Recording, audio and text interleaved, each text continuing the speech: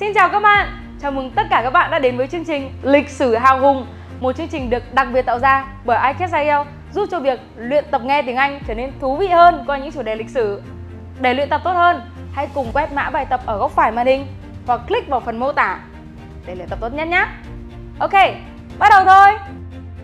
During the years of resistance war against the Americans, the Cambodian rails was extremely important for purchasing weapons, food, and other supplies to be transported to the southern battlefields. Everything went smoothly under the reign of King Sihanouk. However, in 1970, when Lon Nol staged a coup, things became much more difficult. Specifically, Lon Nol issued new currency to nullify all the rails that Vietnam held. Lon Nol sent people to the work printing house to print notice about the currency exchange, and Trần Trí Năng, the manager of this printing house, was well aware of this. However, Lon Nol's troops had surrounded the entire printing house, so he couldn't inform his people. Fortunately, during these critical times, Trần Trí Nang's wife could still move around freely. Since she was of Cambodian descent, no one suspected her. Due to Lon Nol's complacency and Trần Trí Nang's instructions, she informed the Vietnamese soldiers to bring all the money back to Cambodia for the exchange. Thanks to this, the currency exchange was successful. However, the new problem was even more challenging. Not having money was bad enough, but having a pile of money was even worse. The Lon Nol government was now searching all their operational areas, and keeping a pile of money could lead to certain death if discovered. Transporting the money back to Vietnam for safekeeping was also impossible because the borders were sealed. Besides, without money to buy weapons and supplies, the soldiers had nothing to eat despite having money. Transporting it meant certain debt, but not transporting it also meant debt. The secretaries of the Central Office of South Vietnam, Phạm Hùng, immediately ordered that the money be brought back to Vietnam at all costs. The task was assigned to Mười Phi, Lữ Minh Châu, and Tư Can to transport the money through the numerous layers of Lon Nol's military control. The three of them came up with the ideas of wrapping the money in a large plastic bag, then covering it with another bag filled with fermented fish paste, a specialty of the Khmer people in Cambodia with a very strong odor. If someone wasn't used to it, they would be repelled from a distance, let alone approaching it.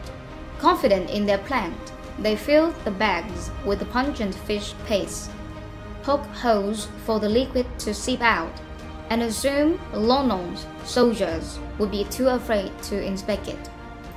However, if they were stopped at checkpoints, the 140 soldiers stationed there would ambush and protect the stinking bag at all costs. Fortunately, Plan B was not needed as everything went according to plan. The soldiers were indeed repelled by the smell and let them pass, thus safely transporting the money. Unfortunately, all our base in Cambodia was discovered and attacked. Despite this, the war continued, and money was still needed to sustain it. Most key personnel in the money route was exposed, except for Lữ Minh Châu. His task now was to return to Saigon from Cambodia and rebuild our network there to continue serving the revolution.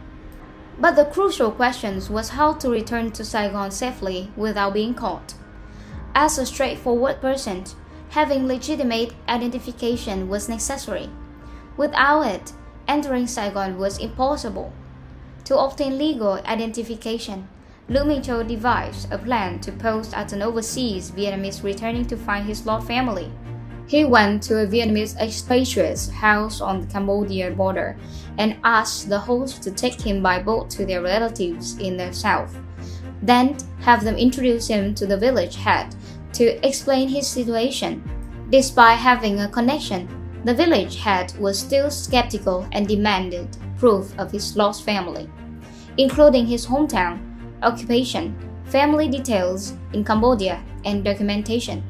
Fortunately, Lu Mingqiu could provide all the necessary proofs, including photos with his family and business license from his import-export company in Phnom Penh. Despite logically proving his story, the village head remained suspicious and handed him over to the police for interrogation. This was the most challenging part, as these was the most astute minds of Saigon government at that time. They took turns questioning him in Cambodian, English, and French. Luckily, Lu Mingqiu was fluent in all three languages, answering fluently and consistently. After a month and 4 days of interrogation, the police found no inconsistencies in his statements.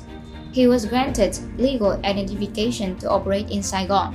His skill in concealing information was so proficient that even after being recognized as a legitimate citizen, the village head admitted he no longer suspected Lu Mingqiu of being a Viet Cong, considering him a businessman fluent in multiple languages, which seems inconsistent with being a Viet Cong. Thanks to the ingenuities of the money route officials, even by the end of the war, no one knew about its existence. Even the sophisticated intelligence of the CIA had no idea about this money route, only having a vague notions about the Ho Chi Minh Trail on land and sea.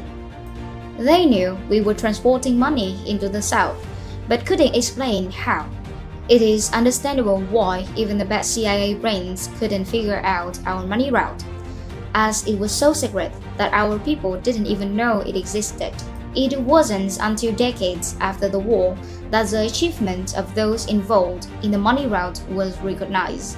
Specifically, on April 28, 2009, the president decided to confer the title of Hero of the People's Armed Force on the Special Finance Committee under the Central Office of South Vietnam, code number N2683, part of the State Bank of Vietnam's B-29 Special Fund, for their outstanding achievements during the anti-American resistance war.